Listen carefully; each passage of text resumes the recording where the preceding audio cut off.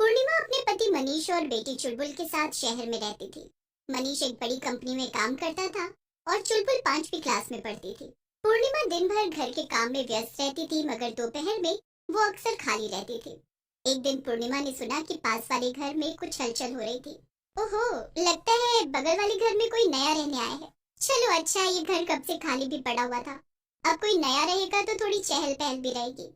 पूर्णिमा फिर से अपने कामों में लग जाती है और चुलबुल के स्कूल से आने का टाइम हो जाता है। वो दरवाजे पर जाकर चुलबुल का रास्ता देखने लगती है कि तभी उसे दिखाई देता है कि चुलबुल तो बगल वाले घर के दरवाजे पर खड़ी थी। अरे ये क्या, ये चुलबुल वाला किससे बात कर रही है? पूर्णिमा जाकर देखती है तो उसे वहाँ एक औरत दिखती है।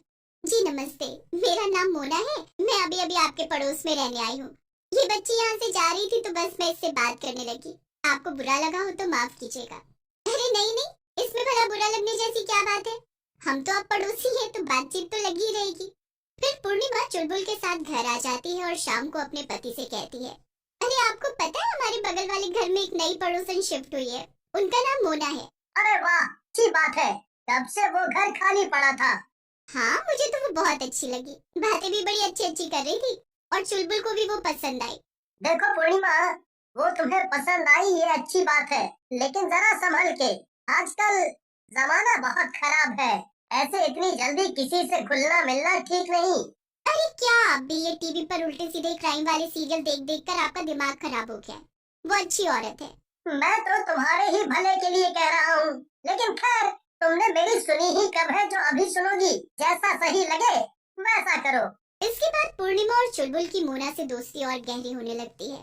तीनों अक्सर शाम को साथ में बैठा करते थे और कई बार पूर्णिमा चुलबुल को मोना के घर खेलने भेज देती थी। एक दिन पूर्णिमा को अचानक मनीष के साथ अपने ससुराल जाना पड़ा।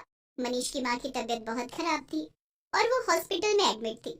पूर्णिमा को चुलबुल को साथ ले जाना सही नहीं लगा, इसलिए उसने उसे मोना के घर पर छोड़ दिया था। देख रहे हो मनीष, तुम कहते थे कि मोना से दोस्ती करना सही नहीं, लेकिन आज वही हमारे इतने काम आई है। चुलबुल किसी के भी घर नहीं रुकती थी, लेकिन देखो वो खुशी खुशी मोना के साथ रुक गई। मनीष पूर्णिमा की बात सुनकर भी कुछ नहीं बोलता है, लेकिन उसे मोना कुछ ठीक नहीं लग रही थी, मगर वो पूर्णिमा के सामने कुछ नहीं कह पाया। 2 दिन बाद पूर्णिमा और मनीष वापस आ जाते हैं। जब वो घर वापस आते हैं तो चुलबुल मोना के साथ खेल रही थी। चुलबुल बेटा, आओ, देखो मम्मी पापा वापस आ गए हैं। मगर चुलबुल मनीष की आवाज को एकदम अनदेखा कर देती है। चुलबुल फिर से कुछ नहीं बोलती है। मनीष को चुलबुल का ऐसे चुप रहना पसंद नहीं आता है और वो उसे लेकर घर चल पड़ता है, मगर चुलबुल अपना हाथ छुड़ाकर मोना के पास भाग जाती है। पूर्णिमा और मनीष दोनों ही ये सब देखकर हैरान रह जाते हैं। जल्दी यहाँ से चलो चुलबुल, वरना अच्छा नहीं होगा। इतना कहकर मनीष चुलबुल को थप्पड़ मारने ही जा ही रहा था कि मोना को गुस्सा आ जाता है और वो मनीष का हाथ पकड़कर मोड़ देती है। मोना की आंखें एकदम लाल हो जाती हैं और वो एक डरावनी चुड़ैल में बदल जाती है। ये क्या, ये तो एक चुड़ैल है। अरे कोई बचाओ मेरी बेटी को इससे।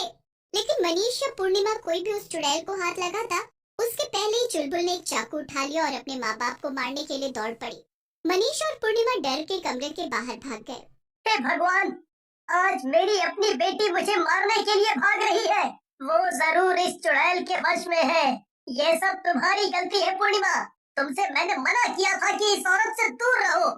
पूर्णिमा जोर जोर से रोने लगती है। मुझे माफ कर दीजिए, मुझसे बहुत बड़ी गलती हो गई। अब हम क्या करें, हम अपनी बेटी को कैसे बचाएं? रोना बंद करो, अंदर चलो, हम कुछ ना कुछ रास्ता जरूर निकाल लेंगे। फिर दोनों घर के अंदर चले जाते हैं। दोनों को ही समझ में नहीं आ रहा था कि वो आखिर क्या करे और कैसे चुलबुल को घर वापस लेकर आए। रात काफी हो गई थी, लेकिन मनीष और पूर्णिमा को नींद ही नहीं आ रही थी। तभी मनीष ने कुछ आवाज सुनी। उसने देखा कि मोना चुड़ैल चुलबुल को लेकर कहीं जा रही है। ये क्या, ये चुड़ैल मेरी बेटी को लेकर कहाँ जा रही है? पूर्णिमा और मनीष दोनों उनके पीछे पीछे चलने लगते हैं। थोड़ी दूर जाने के मोना और चुलबुल वहीं कब्रिस्तान में एक बड़ा सा पानी का बर्तन रखकर बैठ जाते हैं और कोई तंत्र मंत्र करने लगते हैं। अरे ये चुड़ैल मेरी बेटी से क्या करा रही है, मैं इसे अभी रोकती हूँ। नहीं पूर्णिमा, रुक जाओ, मुझे देखने दो कि आखिर यहाँ पे हो क्या रहा है। मनीष ध्यान से सब कुछ देखता है और पूर्णिमा को लेकर घर आ जाता है। अरे ये क्या, आप मुझे घर क्यों ले आए हैं? वहाँ हमारी बेटी अकेली है। नहीं पूर्णिमा, हमारी बेटी वहाँ नहीं है, वो कोई और है। क्या, ये आप क्या बोल रहे हैं? ये भला कैसे हो सकता है?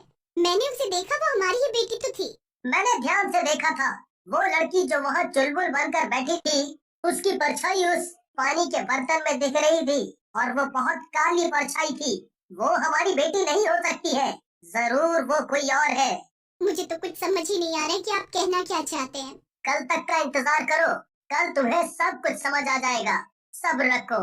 इतना कहकर मनीष और पूर्णिमा दोनों सोने चले जाते हैं। अगले दिन मनीष एक बहुत बड़े साधु बाबा को घर लेकर आता है और सारी बातें बताता है। मैं सब समझ गया हूँ। वो चुड़ैल बहुत खतरनाक है और वो अकेली नहीं है। वो काला साया और कोई नहीं, बल्कि उसकी बेटी है और वो अपनी बेटी को फिर से जिंदा करना चाहती है। इसके लिए उसने तुम्हारी बेटी के शरीर का सहारा लिया है।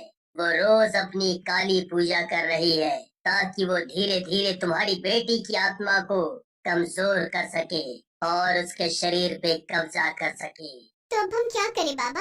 हमें कोई रास्ता बताइए ताकि हम अपनी बेटी को बचा सके। उस चुड़ैल ने तुम्हारी बेटी की आत्मा को एक बोतल में कैद कर लिया है और तुम्हें जाके उसे वहाँ से निकालना होगा। जैसे ही तुम्हारी बेटी की आत्मा आजाद हो जाएगी, वो वापस अपने शरीर में आ जाएगी। इतना कहकर बाबा वहाँ से चले जाते हैं। चलिए अभी चलते हैं और अपनी बेटी को बचाते हैं। मैं अब उसे उस चुड़ैल के पास 1 मिनट भी और नहीं रहने दूंगी। नहीं नहीं, अभी नहीं।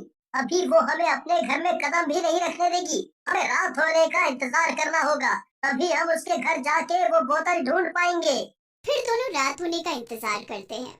रात होते ही चुड़ैल फिर से चुलबुल को लेकर उसी कब्रिस्तान की तरफ निकल पड़ती है। उसके जाते ही मनीष और पूर्णिमा चुपके से घर के अंदर घुस जाते हैं। हमारे पास ज्यादा वक्त नहीं है पूर्णिमा, हमें जल्दी से वो बोतल ढूंढनी होगी जिसमें हमारी चुलबुल की आत्मा कैद है। फिर दोनों वो बोतल ढूंढने में लग जाते हैं, लेकिन थोड़ी देर में चुड़ैल बुलबुल के साथ घर वापस आ जाती है। मनीष और पूर्णिमा जल्दी से एक अलमारी के पीछे जाकर छुप जाते हैं। अरे नहीं, ये तो वापस आ गई। अब हम क्या करें? कैसे हम अपनी बेटी को बचा पाएंगे? पूर्णिमा और मनीष चुपचाप वहीं खड़े रहते हैं। तभी मनीष की नजर चुड़ैल पर पड़ती है। वो कमरे में रखा एक बक्सा खोलती है और उसमें कुछ देखकर वापस उसे बंद कर देती है। फिर चुड़ैल चुलबुल को लेकर वहाँ से चली जाती है। तुमने देखा ना पूर्णिमा, हो न हो वो बोतल जरूर इसी बक्से में है, इसीलिए इस चुड़ैल ने इसे इतना संभाल के रखा है। हाँ बिल्कुल ठीक कह रहे हैं। चलो चलकर उस बक्से को खोलते हैं और अपनी बेटी को आजाद करते हैं। दोनों भागकर जाते हैं और उस बक्से को देखते हैं। ये क्या? इसमें तो ताला लगा है। हटो, मैं इसे तोड़ता हूँ, हमारे पास ज्यादा वक्त नहीं है। मनीष जोर से उस ताले को तोड़ने लगता है। चुड़ैल उसे देख लेती है और भागी भागी आती है। लगता है तुम दोनों को अपनी जान प्यारी नहीं है। तुम फिर से यहाँ आ गए। रुको, मैं अभी तुम्हारा खेल खत्म करती हूँ। तुम्हें मारकर ही मैं अपने मकसद में कामयाब हो पाऊंगी, वरना तुम मुझे मेरा काम नहीं करने दोगे। खेल तो अब तेरा खत्म होगा चुड़ैल। तू हमारी बेटी को मारना चाहती थी ना, लेकिन ये देख मेरे हाथ में क्या है। मनीष को वो बोतल मिल गई थी जिसमें चुलबुल की आत्मा कैद थी। उसे देखते ही चुड़ैल की हालत खराब हो गई और वो डर से कांपने लगी। नहीं नहीं नहीं, उसे मुझे वापस करो। नहीं नहीं, ऐसा नहीं हो सकता। मनीष उस चुड़ैल की एक नहीं सुनता और बोतल को जमीन पर पटक देता है। बोतल टूट जाती है और चुलबुल की आत्मा आजाद हो जाती है। वो अपने शरीर में वापस चली जाती है। चुड़ैल और उसकी बेटी दोनों तड़पने लगते हैं और वहाँ से गायब हो जाते हैं। चुलबुल बेटा, तुम ठीक तो हो ना? अगले ही दिन वो तीनों उस घर को हमेशा हमेशा के लिए छोड़कर चले जाते हैं जहाँ उन्हें वो चुड़ैल पड़ोसन मिली थी।